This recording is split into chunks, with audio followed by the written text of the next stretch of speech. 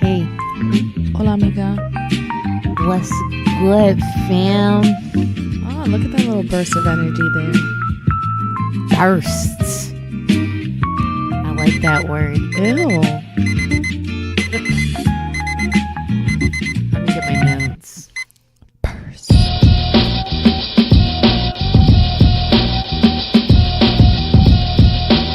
Oh, this one's a lot better. Yo. Welcome to another episode of CEO in Rome. This is Seal. And this is Rome, and this is episode number 63. Wow. Right? Yeah. Yeah. I think. I'm relying on my notes. Yeah. Okay. So, before we jump into the episode, a few things. Best podcast of 2018, Undisputed. Undisputed. If you want to dispute it, shoot us an email at coinrome@gmail.com. Also, if you want to get yourself some merch, get yourself a t-shirt, a hoodie, a sweatshirt from afgoclothing.com. Yes, and we have a discount code for you guys, and the discount code is ZealAndRome15. Gets you 15% off. Cop yourself something. Take a picture. Tag us in it. Let us shout you out. That being said, major shout out to D Young Yeah. in Atlanta. Killing the Seal and Rome sweatshirt game. Loves the show, really enjoys it. Thank you so much, and thank you for letting us repost your picture. You looked really good. She looks amazing. She's gorgeous. I low-key wish I could cut my hair like that, honestly. And her skin is just perfect. Yeah, that melanin. She's gorgeous. Yeah, for sure. That's goals right there. So, I got some crazy ass fucking notes this week. Do you? Yes, I do. Like elaborate conversation pieces? Not necessarily. The first note says, suck dick for grandma. Oh my God, I have a sucking dick note. This is great. Oh boy. So, here's the thing. My grandma, she slipped on some ice and shattered her humerus. And It's not funny. Yeah. So like, it's the part that goes into, oh yeah, that was good. That was good, Theo. So, I didn't get it at first. Just to give you some credit. Jesus. All right. Because I'm talking about my grandma, man. You expected me to get jokes? That's what we do. Jokety joke. Jokety joke. So listen, I'm just making an excuse as to why I didn't get the joke. So, grandma slipped on some ice, shattered the bone that like goes into your shoulder socket. Yeah. So she's going to have to get some surgery. And this shit happened the day before her 75th birthday. Yeah, which I told you about.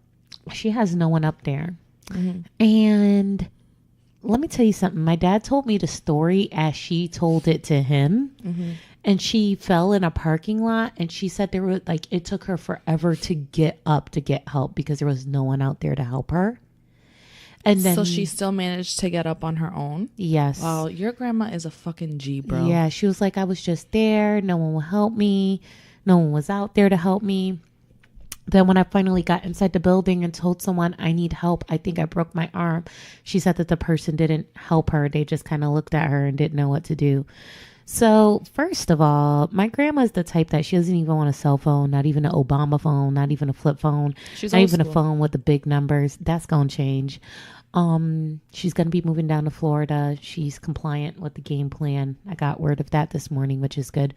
But, dude, nothing's worse than like hearing your grandma is in the hospital. Shout out to my pops, yo, because this is my mom's mom. Yeah, yo, your dad, like, when you told me that he was at the hospital with her, saying that he would be willing to call off the next day, that he was going to come, reach out to the hospital every day to make sure that she's good. Like, all of these things that he was taking upon himself when that's not his mother. It was just his mother-in-law at one point. Mm-hmm. Yo, that is a man. I'm sorry. Like, I feel like when I think of the definition or what the epitome of a man is supposed to be, that is it. You don't necessarily have to still be involved with the person, but because you are a man and you have built a relationship there at some point, you are going above and beyond. Right. So shout out to Pops. Shout out to him. I've been thinking about that and I'm like, that's great. And he's like, of course, you guys are my kids. Obviously, you guys can't get to her. But I think that the family dynamic has always been very interesting because my grandma and his mom back in the day, used to go to church together. That's actually how my mom and dad met. Oh. Was through going to like Pentecostal church together. So Okay. my dad's known my grandma since before my parents got married, before we came in the picture. So it's not like, oh, she's the mother-in-law and, you know. Yeah. So they go far back. My grandma's so lovable, bro. It's like, I feel like I could call anyone in Buffalo and ask them like, yo, can you go check on my grandma? And if they know her, they're going to be like, yo, no doubt I'm there. You know what I mean? So shout out to my aunt who's willing to do that. I got some cousins and things like that that are going to keep their eyes on her. But the sucking dick part comes in where we were trying to figure out like what is the best way to kind of handle the situation. Because I don't feel the burden should be on my dad to just make all these moves in his life to keep an eye on her. So both my brother and I joined forces. He bought the airline ticket. I'm paying for the rental car during the entire stay for my mom to go up there. Now, the thing with FMLA, with your job, to protect your job, it usually has to be like your parent, your child, Or your spouse. And we're both like telling my mom like, yo, this is your mom. And even though you may not be eligible for FMLA at your job, I think you should reach out to your boss, kind of let them know what's going on. And I'm like, it would take a huge asshole to like not understand the circumstance. Yeah. Like, this is your mom. So luckily that all panned out. They told her not to worry about anything. Cause I'm like, I ain't got no PTO and at my FMLA won't cover it. So I'm glad we were able to get her out there. But if for whatever reason my mom couldn't make it out there, also a point where I'm like, nigga, fuck it. I'll go. And if I lose my job, I'll come back and suck mad dick to make sure I'm good. Sucking dick for grandma, bro. You were like, I don't care how much dick I gotta suck to pay my bills. I'm gonna make it happen for my grandma. Yo, dead ass, fam. You said it to your mom and your brother, though. I think I always said it to my brother. No, bro. Your mom was on the phone. Was she? You guys were on three-way. Treyway? I don't think so. Well, whatever. It's still, even if it was just your My brother just said I was stupid. Yo, what if your brother would have been like, nah, I get it. I think he was like, word, you stupid though. When you suck dick for your grandma? Nigga, yes. If it was under those situations, like if those circumstances, or if it had anything to do, yo, you slurping on that ice cream mighty fucking hard, bro. Like, you talking about sucking dick and all you hear is in the background? My nigga, seriously? Yo, is this shit picking up? And you're like, and then you're like chomping on the caramel. I'm so sorry. I can't deal. People that like... Well, what I was gonna say was... I will suck dick from my kid. Like, if something happened and my kid, like...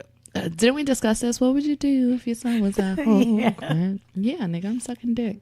So you have a sucking dick note? Yeah. Is this should a we good segue? should we just segue into that? Okay, so while Rome slurps on her ice cream in the background, this is appropriate. So I was over. I listened in on a conversation of two guys that were talking about head. And one of them was talking about that sloppy toppy though. Mm-hmm. And I was like, they were like, the moment the guy said sloppy toppy, bro, they got so excited. Like, it was like genuine excitement. They were like, yeah. They were like, oh yeah, that sloppy though, that extra, like just extraness, right? Mm-hmm. And I'm like, damn, niggas really like some sloppy toppy type shit, right? For those of you guys who don't know what sloppy toppy is obviously a girl giving a guy head, but extra nasty with it. Mad. Did you say a guy giving a girl head? I said a girl giving a guy head. Oh, sorry. Oh, just mind your business and eat your ice cream.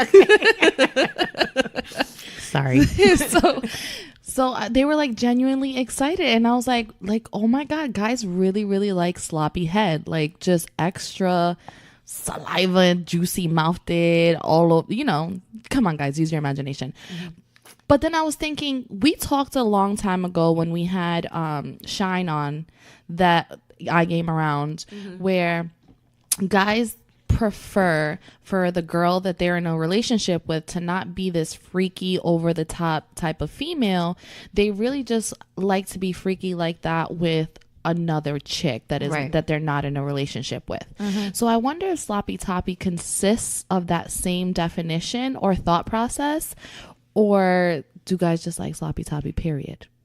I mean, I don't know. You know what I'm saying? Like, Yeah. do you just want like basic head from your girlfriend, or do you want sloppy toppy? I don't know. I think that we need to get our listeners to reach out to us that are men or girls. You know, girls might like some sloppy toppy too.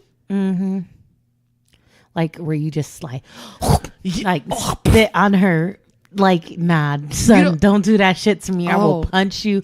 I'll kick you in the face. Cause you like, I'm gonna just cock back my knee and bop.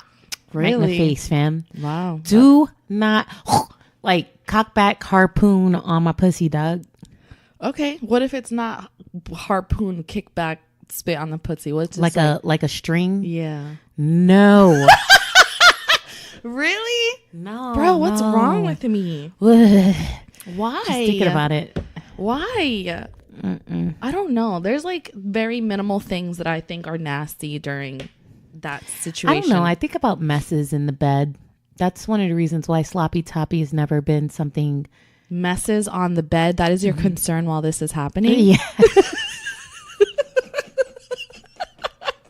That's the farthest thing that I'm thinking about. I'm thinking about you're literally like you're literally getting head. Gonna be wet. Yeah, and you're like, I'm gonna have to change my these hands sheets. is gonna be so slippery. What is wrong with you? Dude, that is the farthest thing from my head, from my mind. if I'm with a partner that I know likes it sloppy, I'll do it, but it's not gonna be on the every time, because then the allure of sloppy toppy is gonna go away. It's gonna be normal. That's true. So birthdays, Christmas, Valentine's Day, maybe I'll surprise you. Like, it's been a minute. Do the Jill Scott on them. But that just goes full circle to what we're talking about, is the fact that if you're the girl, does he really want sloppy toppy from you?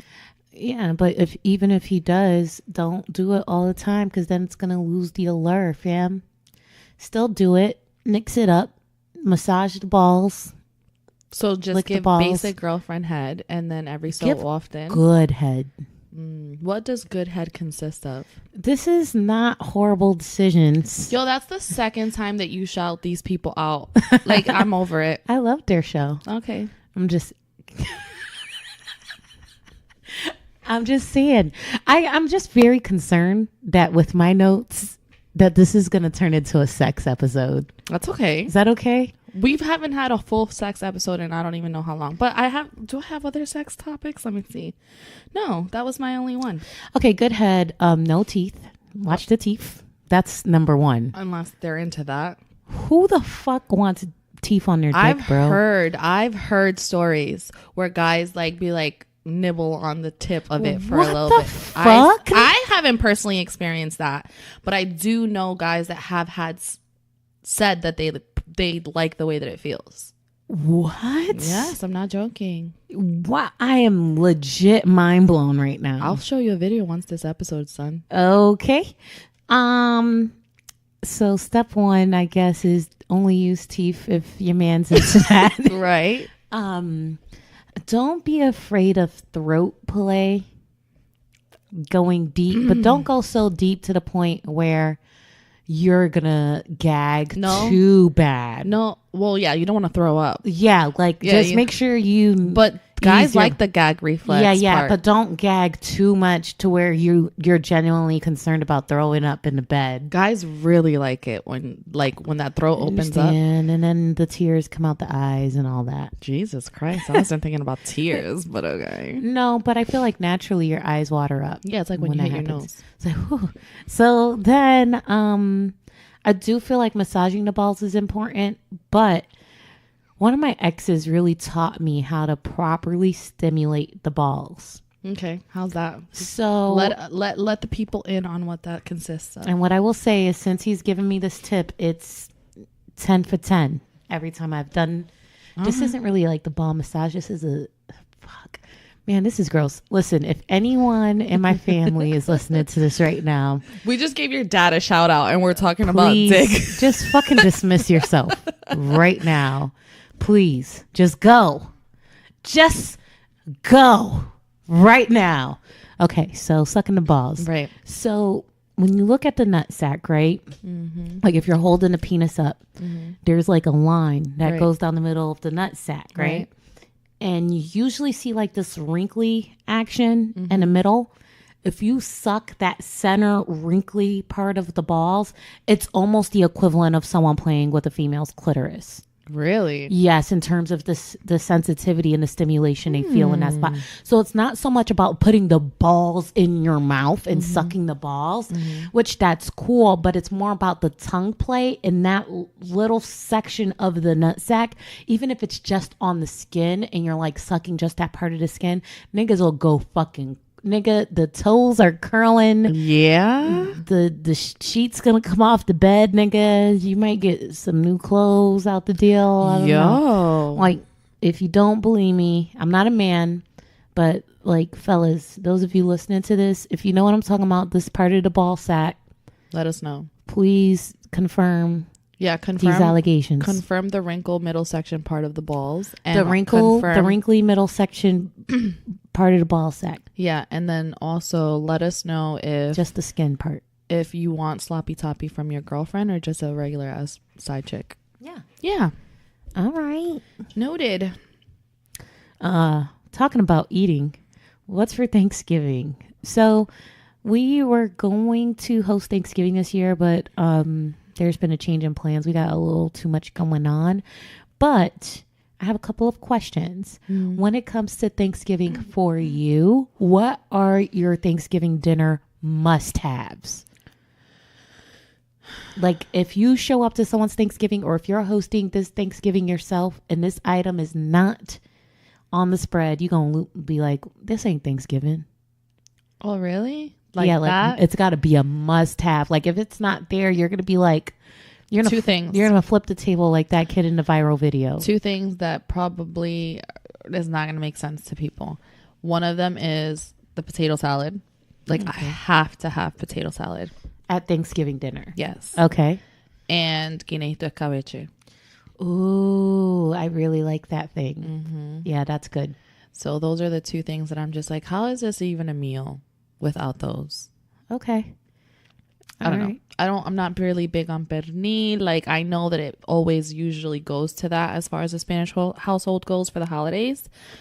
But I mean, I'm not really big on pernil or turkey, honestly. I do like the ham when they put the pineapples and the cherries on it while it's baking in the oven, like a glaze almost. Do people make that at Thanksgiving, or is that more of a Christmas thing? That's more like a Christmas thing, but I know people that have made it. Yeah. But I'm just saying, in comparison to turkey and pernil, I would prefer that ham.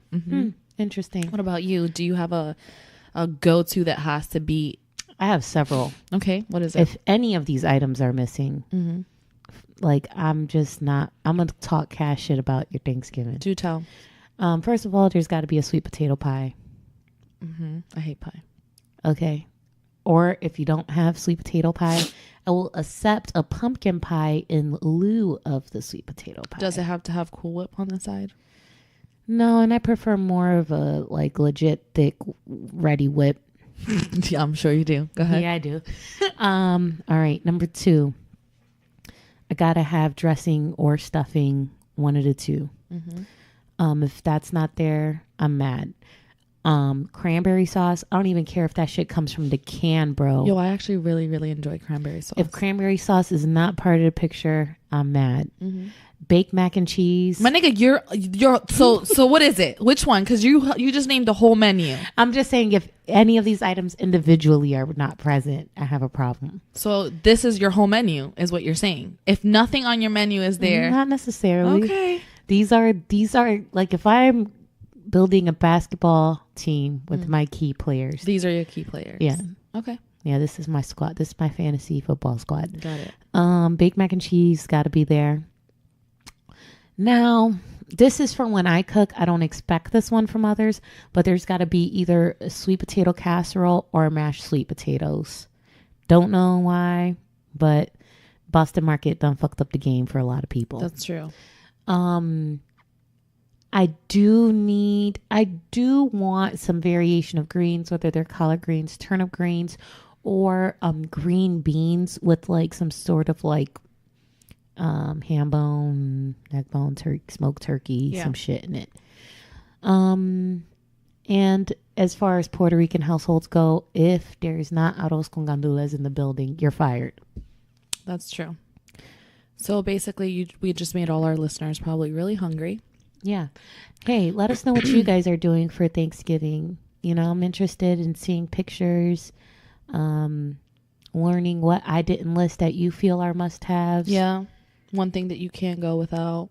That would be interesting. To segue off of your Thanksgiving thing, I know that you stated that to them that there's a lot going on. Yeah. I'm just going to be pretty transparent. One thing that's going on, guys, is that I'm in the process of moving, and I hate moving. I hate moving. This is why I'm not having Thanksgiving this year. I'm not going to I'm moving literally Thanksgiving week. And my friend's so nice. She's like, we don't have to have Thanksgiving if you're going to be moving. Anyways, I think I'm going to hire a mover's friend for real, for real. I think that's a great idea. I just feel like there's no point in me stressing out about a big ass truck and doing everything myself and the labor. It's just I'm going to be bougie with it, and I'm going to take a page out of your book and just hire movers. Yeah, I saw a really good Groupon. Oh, it was on Groupon? Yeah. Okay. They come with the truck and the movers. It's only 2 hours of moving. So my recommendation is you move all the huge furniture that you can't move yourself. Either position it, take it apart and position it in a way to where all they got to do is literally come in, grab, load the truck, bomb. Or move as much of the big furniture as you can to the living room, so that way they're just kind of coming in and out of one main room, make it a lot easier. Now, when they get to the destination, I guess my concern is are they just doing the same thing and dropping it off, or can I be point and be can you put that there? Can you everything where I want it to be, and then I can just set it up accordingly? I think you can tell them what room to put each item in. That'll work. Because the thing is that they're getting paid by the hour, so they don't necessarily really care about taking longer. Yeah, that makes sense. Nah. Are we making any other announcements in addition to this? I don't know. That's your call. I don't care. So Sio and I are going to be living together. So expect a lot of more fun content from us. And we're going to start shooting video for Sio and Rome once we are settled and everything. So look forward to that. Yeah, we're shacking up. We decided to go full throttle on what's to come in the future. Yeah. So, yeah. Enjoy that. You enjoy it.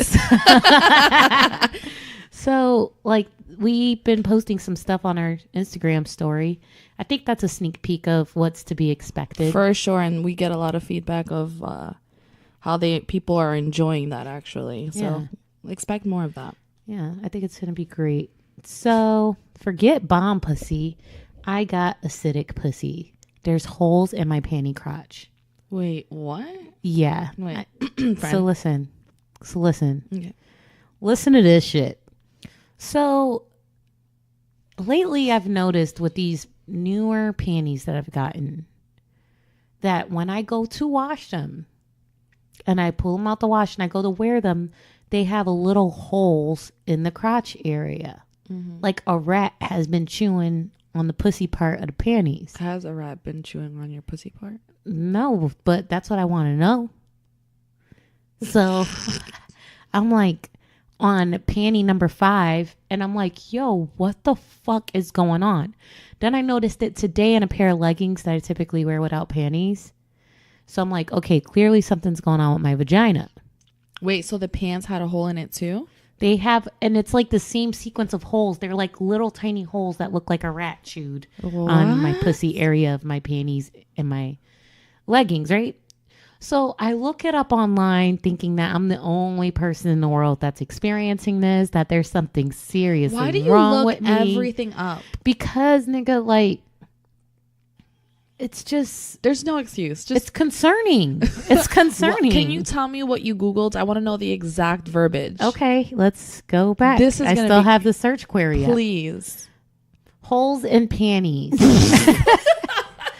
are usually caused by... Go ahead. Okay. Dude, that search has so many fucking responses. So many different websites that have forums. People are like, yo, are there vermin or mites eating my fucking panties? Is it a STD? Oh my God. What is it? Oh my God. So the consensus after reading several articles is that apparently if there's a shift in your pH that causes your discharge to be a little more acidic, what happens is that when your panties sit in the hamper, it eats away at it. It'll eat away at it. And then when you go to wash, just the whole motion of the washing machine will rip those parts. So basically it softens that part and then the wash back and forth finishes the tear. Yeah. You have acidic nana juices. Dude, I don't know how to feel about this. That's kind of like dope and scary all at the same time. I just don't understand. And then sometimes I wonder, not that I don't properly wipe, but I'm pretty sure that my urine is a little acidic too because I drink so much coffee and I don't drink enough water. Yeah. And, but you know what? You also have a peeing problem. So what happens if your urine is so acidic that when you giggle, sneeze or whatever and a little bit comes out, that's breaking the panties and the leggings. That seems very legit. Right? So I just want to say this in case any of you fellas see that your girl's got rat holes in her panties, or for any of you ladies who are also having these rat holes in your panties. Don't be alarmed. It's so many women going through this. There's even women that notice that this happens after they get pregnant. You know what would be dope if which I will say, I didn't notice this problem until after I got pregnant in March. Oh, interesting. Mm-hmm. I have never seen holes in my crotch area. Bro, so I got to show this shit to you just to give you a visual. Yeah. Maybe I'll post a picture of my panties on the CEO and Realm Instagram. Oh my God, that might get reported. Just saying. It's just panties. I know. I'm not going to have them on. I understand. Whoever reports that is fucking lame. People have reported way less. Okay. But you know what would be dope if a guy notices these mite holes in the girlfriend's crotch area and comes to them on some, hey honey, so I was looking at your underwear and I realized these holes and there's a possibility that your pH may be off. Your pH balance may be off. We should probably look into that. Mm-hmm. That would make you sound so fucking dope or scary. I don't know.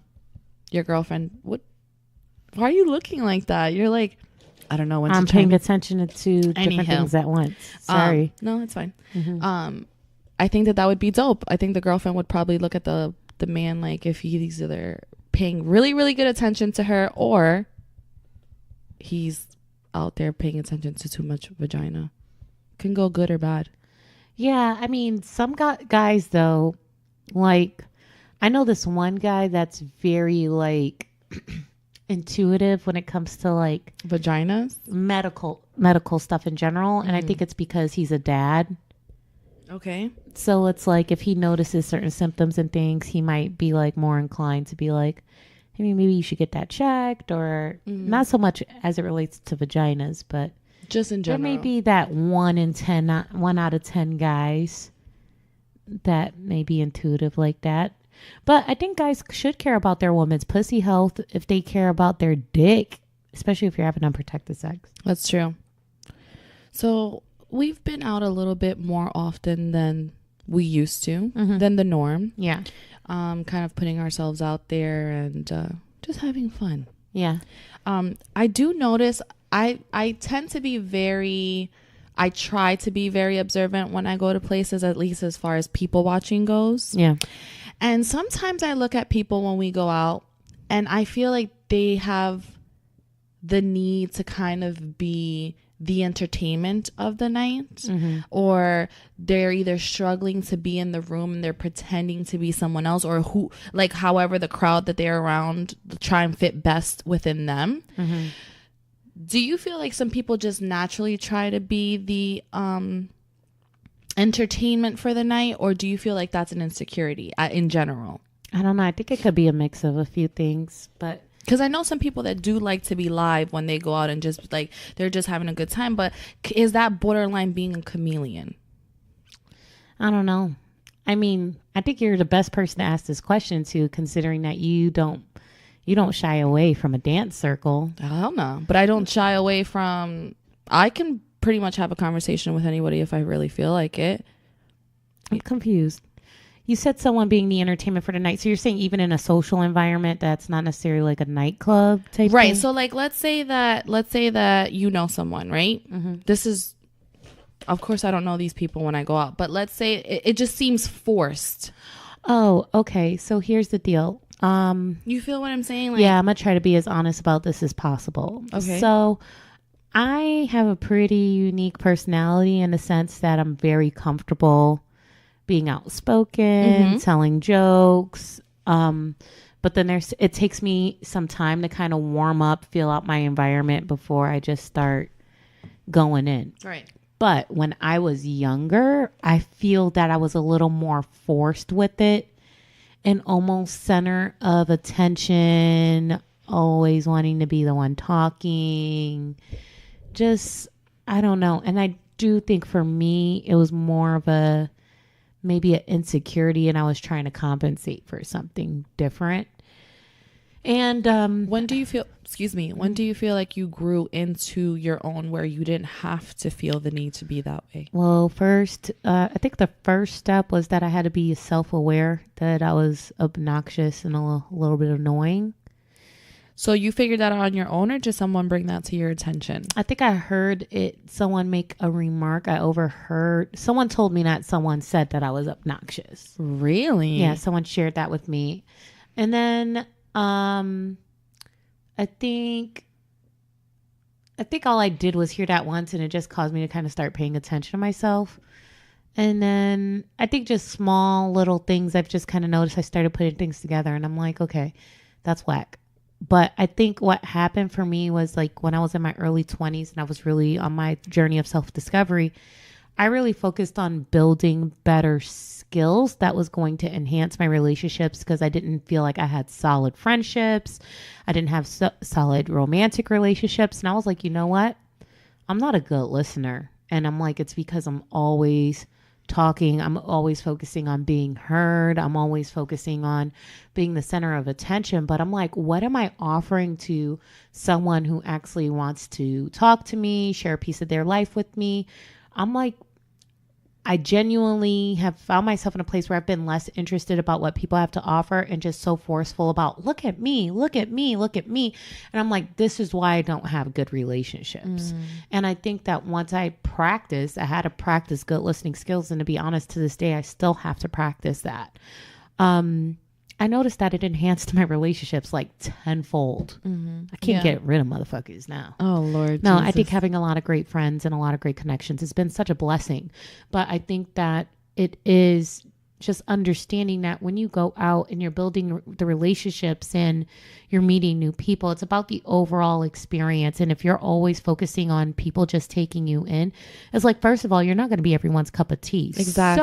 So if you're constantly forcing yourself on people, it can go one of two ways. People are either going to love you or hate you. Or they can just temporarily love you, and then once they get to know who you truly are and you're not on like that all the time, they may look at you like either you're a liar or you're fake, or because they don't like the real you. They like the person who was out with them and forcing this persona that actually doesn't really exist. Or you can be both. That's also possible too.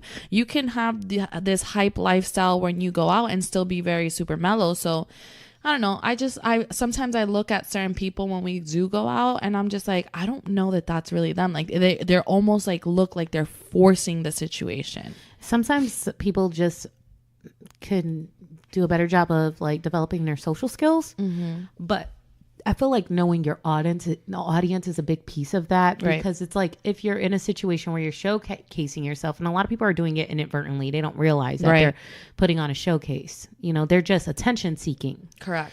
But regardless of what type of attention, I feel like if I go out with you and I feel comfortable with my environment, I could probably have a bug out session or two. Oh, for sure. If it's me, you, Oscar, which by the way, Oscar, I love you, man. Baby, come back. I just saw him today. You can blame it all on me. Yeah. I sent him the picture of my my hair, and he was like, I'm low-key mad that you're cuter than me. And I was like, okay. I gotta hit him up and try to get a hold of him. Yeah, I love him. So I feel like if it's all of us, we could be in an Applebee's bugging the fuck out. And that's not us trying to get attention from other people. That's just us letting loose and having a good time. Which has happened, actually. So when we're looking at these people that are bugging out, being loud, doing a thing, are we looking at them like, oh, they're just showcasing themselves because they're insecure? Or is it that they're amongst a group of friends and they feel really comfortable being loose? So I just think that for me, I just have to be kind when trying to assess that situation. Now, if I feel like they're forcing themselves on me and I don't know them that well, that's whatever. But yo, speaking of, fuck, I can't say no names, but there's someone that is a fan of this show who is very straightforward with the funny. Oh, yes. They reach out to us directly and they are so fucking funny. I actually just had this conversation and I don't care if it's forced or not. It's so good.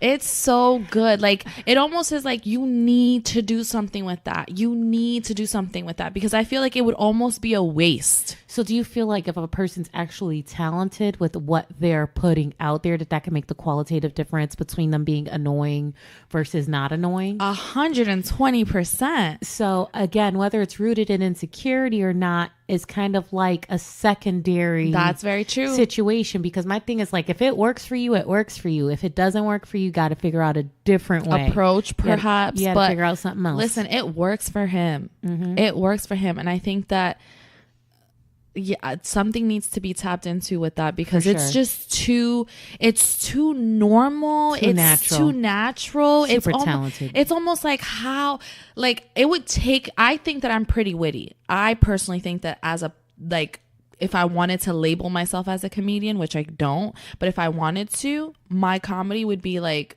yo, you're mad witty. You say things off the top of your head that I probably wouldn't even think of right then and there. He's so much quicker with it that it takes me a second to be like, oh shit, yes. And I'm gonna just put this out there for the record. Yeah. CO in Rome LLC. Yep. Is a production company. It is. Right. So we do have other projects we're looking to get off the ground that goes beyond this podcast.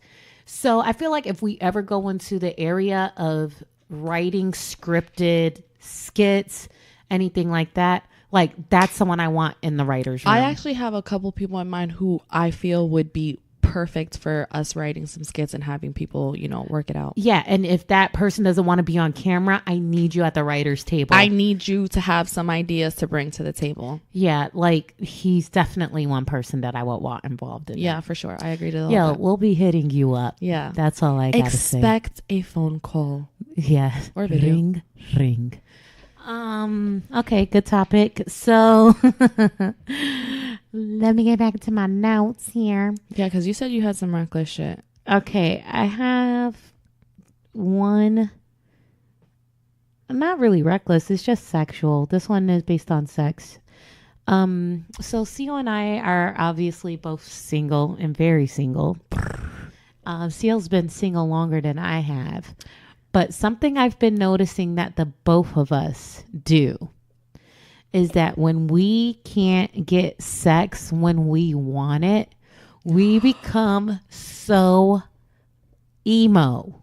Yeah.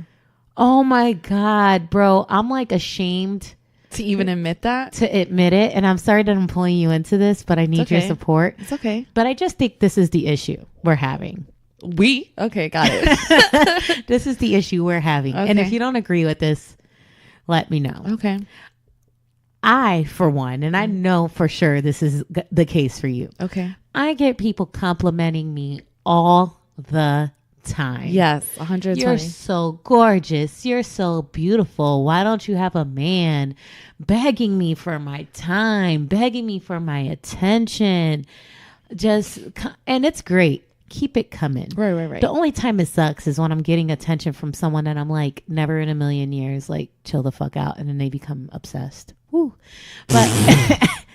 But we get all these compliments, all these attention. But the moment we need some fucking dick, it is like so difficult to just snap your finger and voila, penis. on demand. I also think that needs to be a skit. Penis on demand. That's true. Just like TV. Pay $3.98 for 24 hours. Sex on demand. It doesn't necessarily have to be penis. Okay. For me, it's going to be penis. Okay. It could be sex on demand. Sex on demand. That sounds like a real thing. Copyright. I just feel like we could have sex on demand if we were comfortable putting ourselves at risk. Yeah, that's what I was going to say. I think that we could have sex on demand if we wanted to, but it's just the fact that we have an issue with having new sexual partners on demand or all multiple the time. Sexual partners. I want sex on demand with who I want with whoever sex.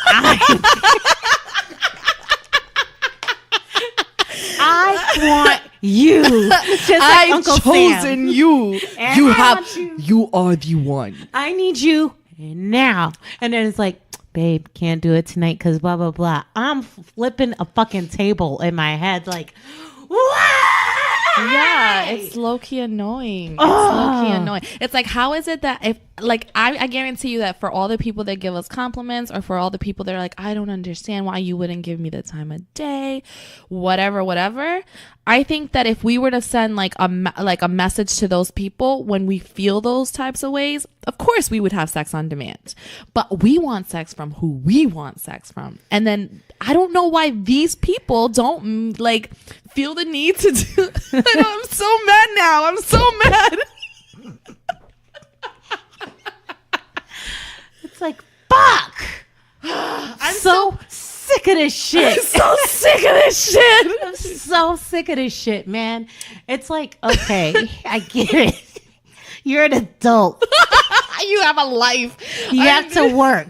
You have something else to do. But I don't give a fuck. I need you to come do me right now. Oh my God. Drop everything that you're doing.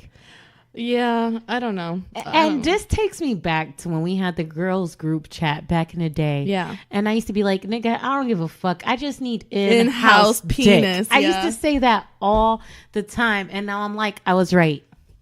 I was right then. I'm right now. So you want in-house penis again? I don't want in-house penis. But you just want penis that has the pros of in-house penis, which is at your disposal. You know, honestly, I don't even know that I want dick on demand because I feel like if I get curved, right? And then he's like, tomorrow I got you. I'm going to go all night being like, okay, bitch, tomorrow you're going to be okay. Oh my God. Let me drink some water. Let me drink some water. Let me drink some wine. Fucking relax. Turn on some Netflix. You need to drink water. That's why your panties are acidic now. Yeah, I do. And then I'm just like, I feel like the urge builds up so that when the sex actually does go down, it's like, nigga, I'm about to fucking set it off because like you made me wait, you fucking asshole. Do you ever have a situation where you're like really interested in someone besides just sex? Like there's things that you genuinely feel, you know, are good qualities about them, but sure. Then you haven't had sex with them and you're like, I just want to know who you are as a person, but then you're also like, but I swear to God, I'm gonna fuck the shit out of you, but you don't want to just fuck the shit out of them. So this is someone you haven't fucked yet that you're thinking? No, I'm just asking a general question. Like, do you have those situations where you're like, oh my God, this person has good traits about them, but I don't want to just have sex? Oh yeah, like so that it's not just dick on demand. Yeah. I don't know. Like, I feel like just dick on demand is a problem for me. So you want. I only want to have sex with someone I have a connection with, that we can do other things together too, even if it's just grabbing cocktails or having other experiences that go beyond the bedroom. Like, I want to date the person I'm having sex with. I have had a situation where it was just sex, and that's not going to work for me. Is it because you feel like you've reached a point in your life where you just want more? But then you're like, I want this dick on demand. No, my problem with the only sex is that if we're only a sex thing and I can't get it when I want it, then it's like, this makes no sense. Yeah, but that goes back to you saying, oh, well, I know this person has a life and I know that this person's doing things. I'm not giving you consideration when all you give me is dick. Because we're not connected in any other way. So what happens if you turn them down? I'm going to say I can't tonight, but I got you on such and such date because we have a dick arrangement, okay? That's what you are. You're a penis in this arrangement. And if you're not giving it to me tonight, I need to know when you're giving it to me. Bro, I just had a skit play out in my head while you're saying all of this, and I can't wait to tell you once this is over. Okay. So that said, if we're just a sexual relationship and it's like I'm constantly hitting you up, like, yo, you free tonight? Yo, whatever. And we can't get the dick schedule right. It's making me feel like I'm begging for sex. Yes. And I don't like that feeling. Now, with someone who I'm dating and I'm having sex with, it's like we're texting each other throughout the day. I'm not saying all day long. You're asking me like, hey, what'd you have for lunch? Oh, I had this, that, and whatever. You're going out to dinner. You're laughing together. You're doing cute, fun things along the way. And then you're like, oh, here's some dick. You know what I mean? Like, surprise you. I brought dick too. Oh, you brought dick which too? means if you can't give me dick tonight, there's still other elements of our relationship that, I'm going to be cool in the meantime. Yeah. But begging for sex is not something I'm going to do. And I know it's like, oh, you're not begging for sex. But it's like if the extent of our conversation revolves around when you can give me the dick, then after like 3, I can't make it. At that point, it feels like begging. Yeah, you're right. I co-sign on all of that. So moral of the story is in-house dick is king. Yikes. But what I don't want in-house sex right now. Like, I don't either. I want the sex part, but I don't want the in-house part. Like, I want the sex whenever I want. And I'll, if you wanted to, we could work that out. But the in-house part, like, I don't want that. My hopes are that after a year of being single, that I can either settle down with someone I've been dating or start to date more seriously with people that I'm looking to kind of settle down with. Don't want to get married. Just a year of being single? Mm-hmm. Yeah, I want to be with one person. Okay, that's fine. That's where I'm at. I feel like a year it goes by so quickly. Yeah, I don't like this single shit, Doug. Like, it's cool, it's fun. I feel like this is my time to explore and do all the shit I want to do before I settle down again. But yeah, I definitely. Dude, it's already been 16 months for you. I've been single. Yeah. Do you think? You know what I mean? Yeah. You doing your thing? I am. But no, I wanna be with someone. Like, I wanna share my life with somebody. Like, but I do think that it's so important for me to get all my emotional issues in order before I even choose to involve myself. So if it takes longer than a year for me to get my emotional issues in order, then so be it. Because I am not going to bring anybody into this shit storm. Yeah, I just feel like regardless of whether or not that's what I do want now or at some point some point in the near future, mm-hmm. I just feel like just because I want it mm-hmm. doesn't mean that I should be so willing to fall into that space with whomever comes into my life. Like, I want it to be so strategic and so natural the next time that it just works, because mm-hmm. forcing it or wanting it and then making yourself force it is where there's a lot of damage that can come from. Yeah, and to be honest with you, like, I've met some people that have been trying to take me out on dates and stuff. In fact, I canceled a date on Saturday, but it was because I had a lot to do this weekend, and then the shit happened with my grandma. It's mm-hmm. like, it was too much. But like I told you guys in previous episodes, I get really bad anxiety if it leads up to a date night or leads up to meeting to someone, because again, I feel a social responsibility not to sit here and date someone when I know good and damn well I am not in any position to really just share my life in any capacity with anyone like that. You know, on these dating websites, it'll show that someone's looking for a relationship, even though I know a lot of niggas swipe right because I got big titties and whatnot. They don't want to be in a relationship with me. Let's be real. But my point is, like, you're looking for a relationship. I'm not looking to offer a relationship. I just don't even want to date, bro. Like, I don't even want to. I just feel like I'm going to end up hurting somebody. Yeah, you don't want to do that. So for you fellas that have been interested in me, that have been listening to the podcast, sorry, there is more than one, but yikes. I will say there's been more than one guy that's approached me and wanting to date me. Yeah, and that you tell them to listen to the podcast. No, I tell them I have a podcast, and they ask then me you what it take is. their phone and you subscribe them. Yeah, exactly. Or they ask me where they can listen, and I let them. Yeah. But I just want to let you guys know, please don't be mad at me. I am being very considerate to you and your emotional needs by not exploring certain avenues with you, because mentally I'm not okay.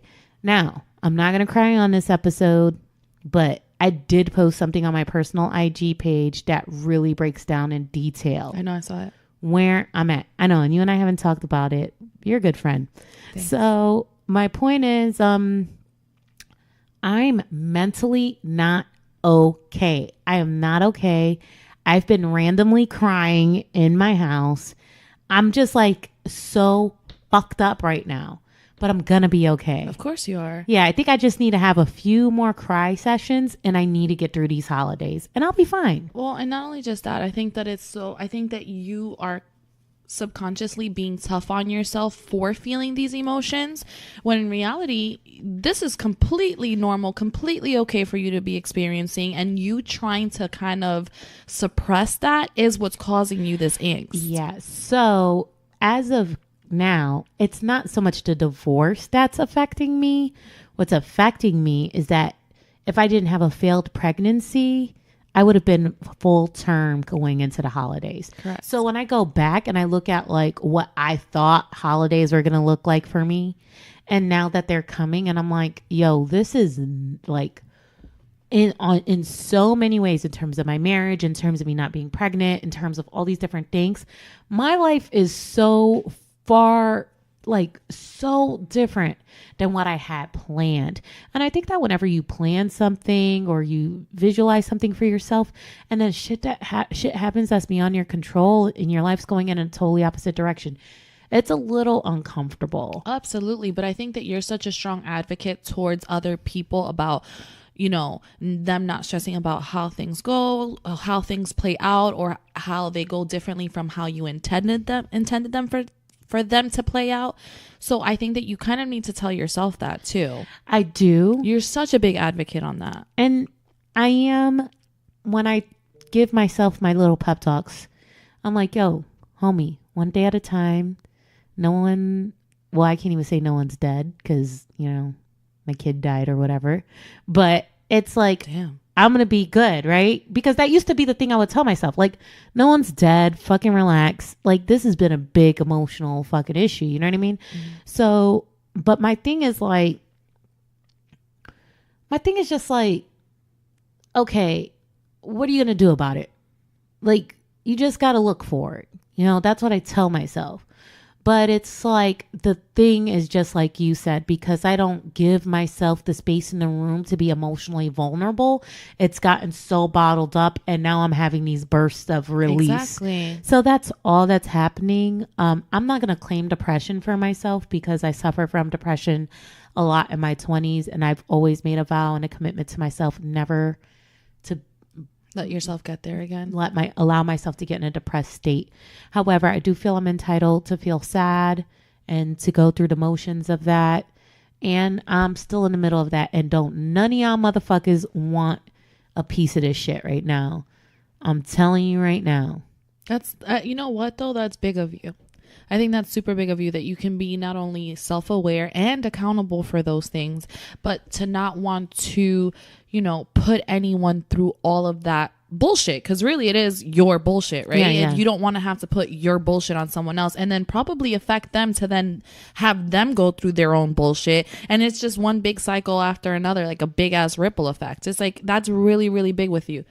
Me, on the other hand, yeah, I don't got none of that going on. I just I'm doing whatever the fuck I want just because Zio's always doing for other people, and right now she wants to do for herself. And I'm very glad to see this. Like, we were talking about this, I think, last night, where I'm like, up until this most recent version of single CEO, you've always been so, like, much more conservative when it's come to your sexuality and all these things. Yeah, and I've out of all my never friends, seen this version of you. Yeah, out of all my friends, you guys always used to be like, why are you like this? Why are you so prudish? Why is it that you don't don't put yourself out there? I'm like, I can't. Like, I literally just am so like, this is my body, this is my temple. I don't share this with just anyone. Like, I don't want to put myself out there like that.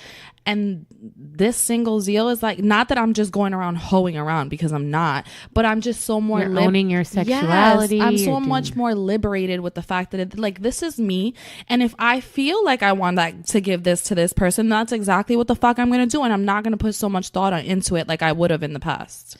Yeah, and I think I don't know if I want to say happier, but I like this whole freedom. Yeah, thing. I like this whole freedom too, because I feel like I'm not. You seem free. You know what I think it is? I think it's not it's not even just being free. It is being free, but it's also me not being so hard on myself. Yeah. Where before I used to be like, Zio, you can't do that because you're gonna look some type of way, or Zio, you can't do that, regardless of if I wanted to or didn't. I would force myself out of the thought. It's all about not caring so much about what people think and just doing what makes you happy. And just doing what makes me happy. If it works, it works. If it doesn't, hopefully I learn a lesson from it and can carry it on. Yeah. That's it. You're doing good, man. Thanks. I only have one more topic if you have some things to go over. All I have is one thing to say, which is just a statement. So, I have had relations with girls, but I want to say one thing. I want to give props to the fellas, because we women are beautiful creatures.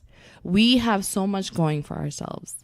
But when I think about the girls that I interact with that I feel are appealing in that sense, we're fucking crazy. Mm-hmm. Bitches are fucking crazy. And then I see things sometimes that I'm just like, how do guys deal with us? Yeah. How do guys deal with us? Because I feel bad. Like, sometimes I see how a girl acts to certain things, and I'm like, bruh.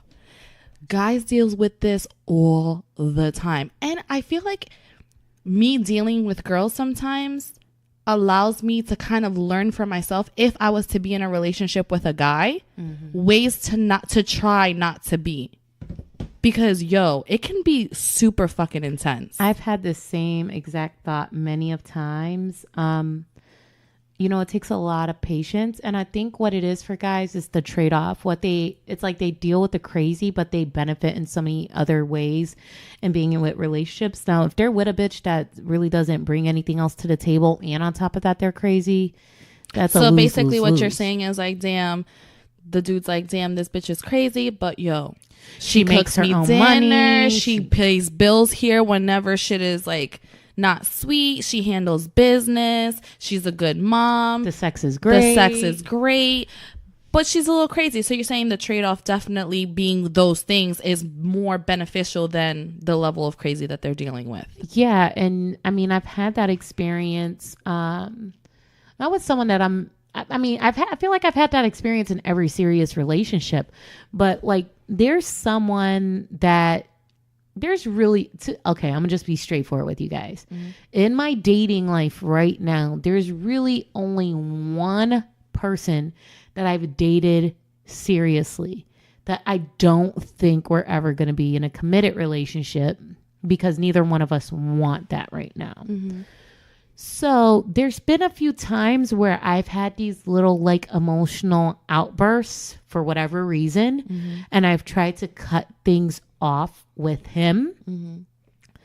And it's like, he knows I'm crazy, but then he highlights all these other beautiful elements, and just the forgiveness, and just encouraging me to be patient and all these other things. And that's what makes me think it's like, guys, they can be very patient and very understanding. And I think most women are this way, that especially if you're dealing with a man of a particular age, they know how to deal with that. Yeah. But I say that the point of the statement is also to kind of piggyback off of what you're saying right now is that I don't think they get enough credit for that patience. I agree with that. I think that we're always like, you don't understand, or we get emotional and think that they just don't care, when in reality, they are being extremely patient, because you're just upset right now, but on a daily, we can be extra and not even realize that we're being extra. Yeah, but you know what? I think one of the mistakes, in addition to giving men credit for being patient enough to deal with our shit, and just having our backs even after we fucking rip blinds or whatever crazy, flip people out of furniture. Yeah, whatever we do. Yeah. I think that in addition to giving them props, I think we should verbalize how sorry we are, right, for the moment that we had, for that moment. Like, right, that moment was wrong, and I'm sorry. I clearly have a temper issue, or I have an issue managing my emotions, and I'm gonna work my best to get a handle on that moving forward, because you don't deserve that. Right. I think that can make a huge difference. I agree to that. You know, and that's the shit I'm on. Right. I'm not perfect in that. But if I realize, like, whoa, that was kind of crazy of me, that was wrong, I will call myself out and I will apologize. Yeah. And I will thank him for putting up with my shit. Yeah, for having that patience for you. Absolutely. And also because of the fact that, which we spoke about last episode, men don't tend to kind of overshare. So they may not even tell you what they got going on in their, like, within themselves emotionally, and what they're struggling with in the outside world, because they don't want to seem quote unquote weak. So they're being patient with you, plus they have other shit going on that you're not even privy to. Like, come on, man, we have to be more aware of what it is that we're doing when we're in these relationships. As females, I want to be able to hold ourselves accountable and address it the way that it should be addressed. We shouldn't be giving each other excuses. We need to work on that. And I know we talked about fuckboys several times in the past few episodes. There's fuck bitches out here too, man. But I feel like there's a lot of guys out here that just trying to be cool. They just want to go to work, eat food, have some sex, watch some TV, maybe do some extracurricular activity, and spend some time with you, but they don't want the drama. Right. You know, and it's like, if it's warranted, do your thing. For sure, but it has to be warranted. But if it's not warranted, you should definitely apologize, and you should be thankful that a nigga's still fucking with you. Word up. Not so entitled. I just wanted to make sure that we give our fellas credit as well, because we tend to, you know, for the most part, only give a female's perspective. But shout out to the niggas out there that are being patient and are handling business, and their girls are just dramatic as all hell. Be patient, continue to be patient, but hopefully we can all learn from this experience to from this conversation rather, to probably not be so extra with our fellas. Yeah, for sure.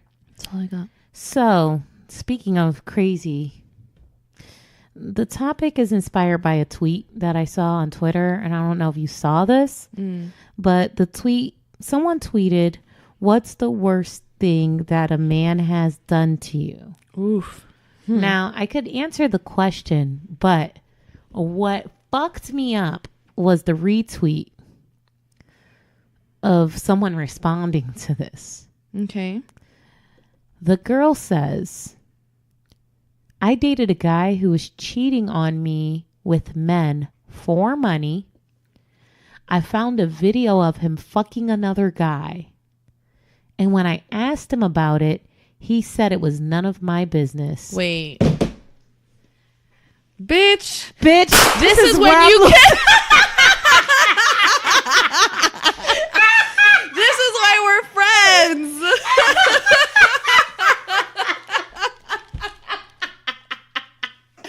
This is when you have every right to be extra and flip the fuck out. You could break blinds, you could flip furniture, you could do all of that, and he cannot hold you responsible for any of that. And you not apologizing. And you better not apologize. Matter of fact, you know what? You apologize, I'm punching you in the face. What? I'm finding you, and then I'm gonna leak the video, and I'm gonna tag both of you guys in it so that everyone can see how dumb you are.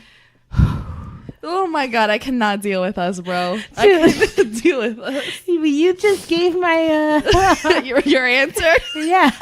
That's exactly where I was going with this. Bruh. I wish somebody would say none of your fucking business. Actually, somebody said that to me one time. Nigga, you tell me it's none of my fucking business that I catch you fucking men on camera for money? And we're in a whole relationship? Bitch, I'm about to make your whole life none of your fucking business.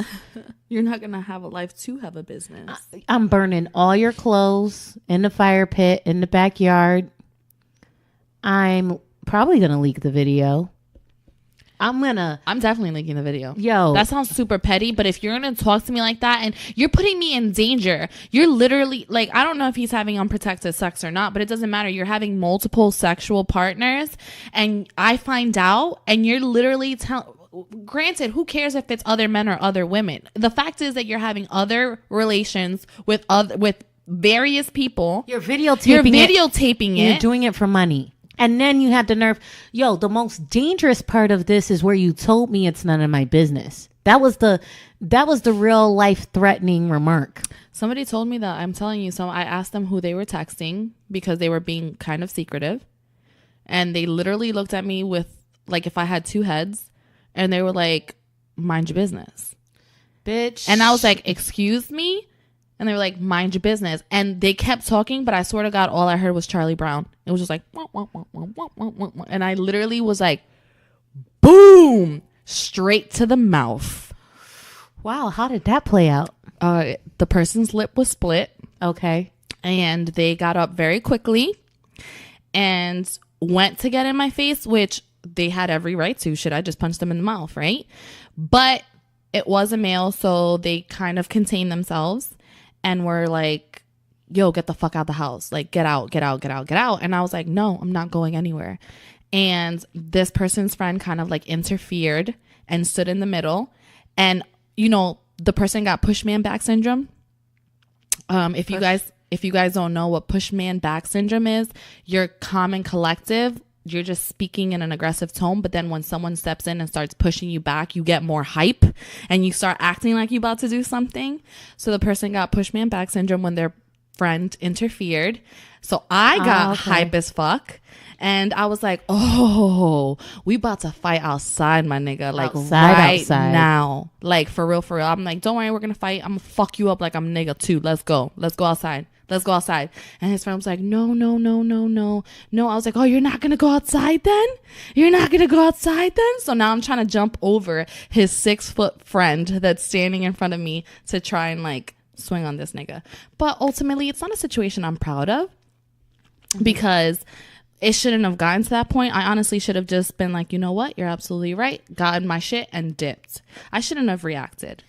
Do you feel that is the worst situation you've been in with a dude, or is there something worse than that? I've been cheated. The listeners know I've been cheated on with someone in my family. That's the absolute worst thing that a dude's done to you. Yeah. Okay. Yeah. Fair enough. Yeah. Nobody's ever put their hands on me. I've been lucky in that sense. I think that's probably the worst. Yeah.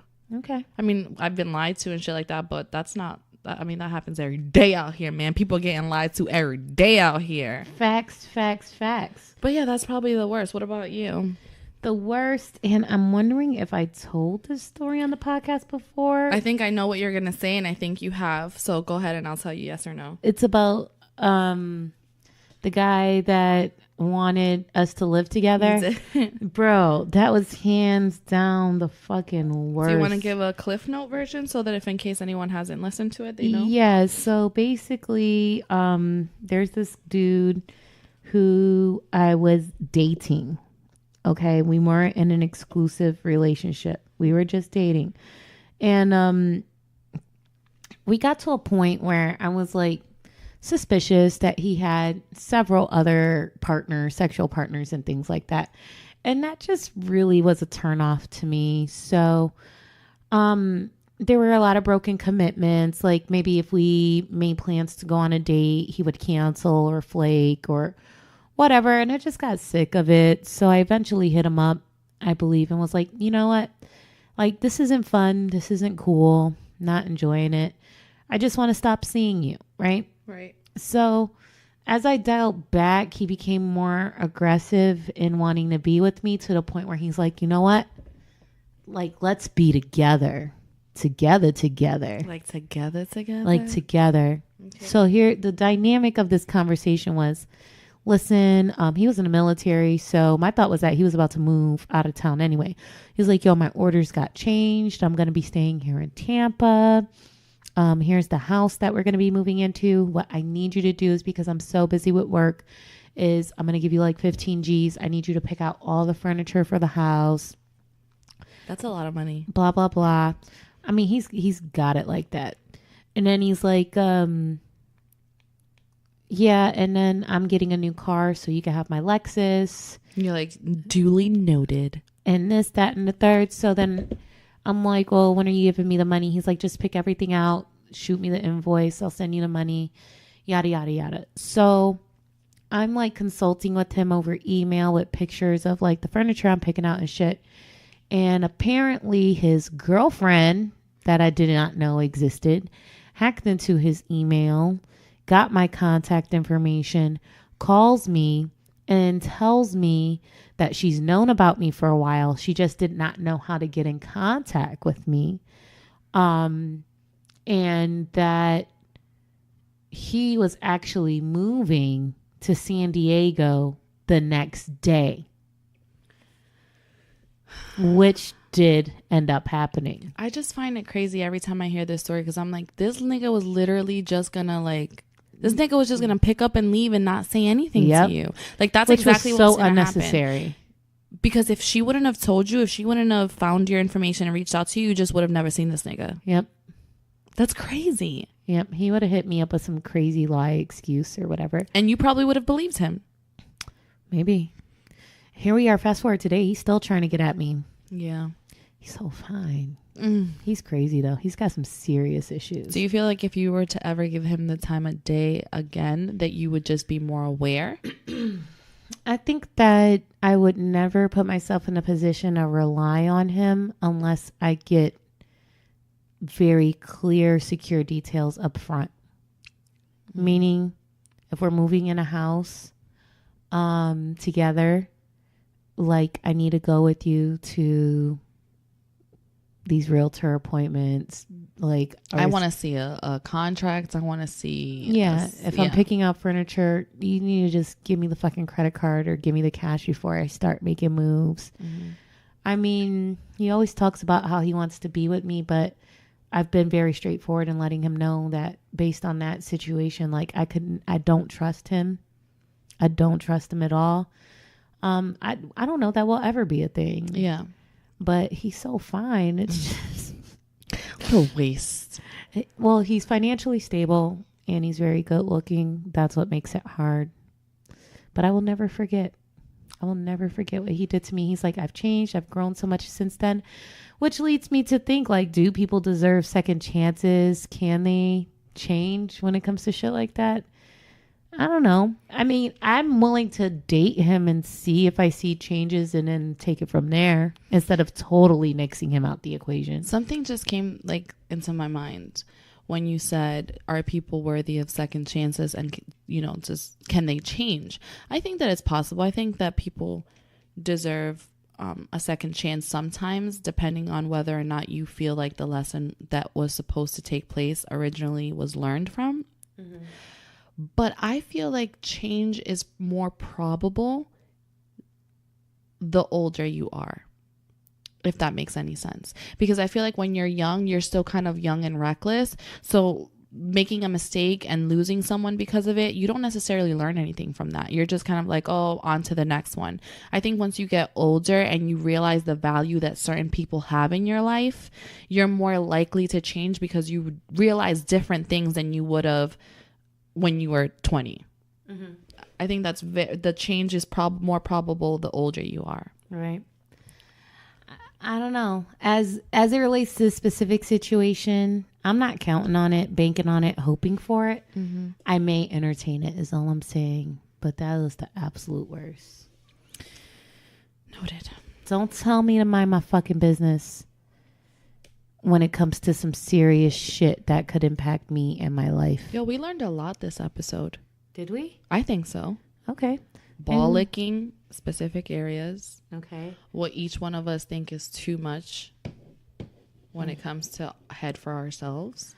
Acidic vagina. Acidic vagina and what it means. Yeah. That men have more patience than we give them credit for. For sure. And, you know, that we're crazy. Yeah. But that's what gives us the spice and the sugar, spice and bullets. That's what our whole logo embodies. Who we are. The sugar, spice, and bullets. Meaning like we're sweet. We got a little bit of that spice. That's fun. But it's like if shit gets crazy, son, I got a bullet with your name on it, fam. Facts. Matter of fact, we should probably put some names on these bullets. No. That would be We can go to dope. jail. No, we can't. It's a picture. But if we're putting a name on a bullet, that means, you know what that means when you say there's a bullet with your name on it, right? Yeah, like you're going to kill the person. I'm not doing that, bro. We can give them the nicknames that we give these people, not their real names. Bro, I am not going to be on Making a Murderer season 3. Oh, Lord Jesus Look Christ. at Steve. What would Stephen Avery do?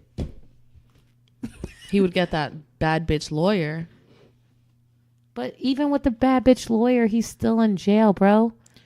All right, man. I guess we won't put names on the bullets. God And damn. last season of Orange is the New Black is coming out, so we'll have more to talk about that later, man. Yeah, I don't understand that. But Oh, Narcos Mexico came out. I haven't even been watching it. All right, guys. Next episode then. Okay, guys. Anything else? That's all. All right. Thanks for listening. Have a very wonderful Thanksgiving. Let us know what your Thanksgiving's popping like.